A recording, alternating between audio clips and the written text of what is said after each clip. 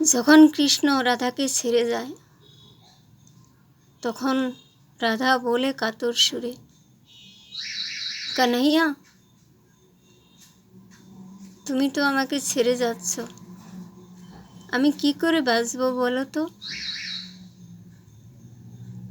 তখন কৃষ্ণ বলে, রাধে, আমি রাধেকে নিয়ে যাচ্ছি, কৃষ্ণকেই তো ছেড়ে যাচ্ছি তোমার আত্মায়।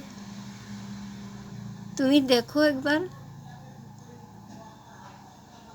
কানাইয়া, তোমার এই কথাই আমি তোমাকে ছলিয়া বলে বলি, ছলিয়া, আমার সাথে ছল করো না, আমি কি করে বাঁচব বলো তো?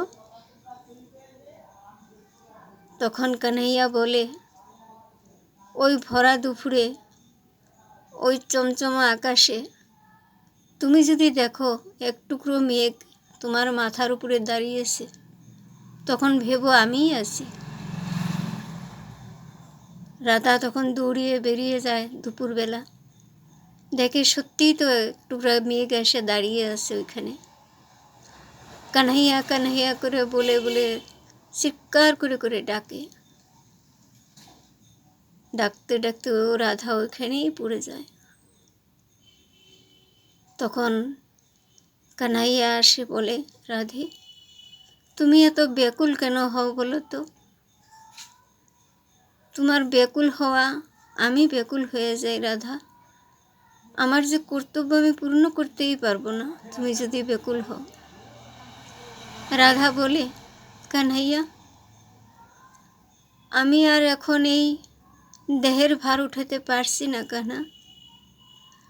তুমি যে আমাকে ছেড়ে থুয়ে গিয়েছিলে, যেখন যে নজরে আমাকে তাকিয়েছিলা, একবার দেখো তো আমার দিকে। বাস আমার আত্মাটা তোমার ওই দুই নয়নে আমি দিতে চাই, আর আমার এই দেহের থেকে মুক্তি চাই।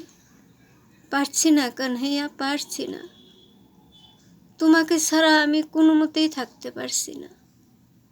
আমাকে বিদায় দাও কানহা, আমাকে বিদায় দাও। আমি কেমনি বাঁচবো আমি তোমাকে ছাড়া? তুমি তো আমার আত্মা, আর আত্মা যখন থাকে না শরীরে, তখন কি শরীর জীবিত থাকে? সেই জন্যেই আমি এই শরীরের ভার এখন উঠাতে পারছি না। কানাইয়া, দয়া করো আমার উপরে, দয়া করো আমার উপরে, আমি আর পারছি না কানহাইয়া। একবার দর্শন দাও কানহাইয়া, তোমার ওই দুই নয়ন আমি মন ভরে দেখতে চাই, আর আমার প্রাণটা তোমার ওই দুই নয়নে যেন চলে যায়। আমার এতটুকুই অনুরোধ কানহাইয়া, আমার ইচ্ছা পূর্ণ করো।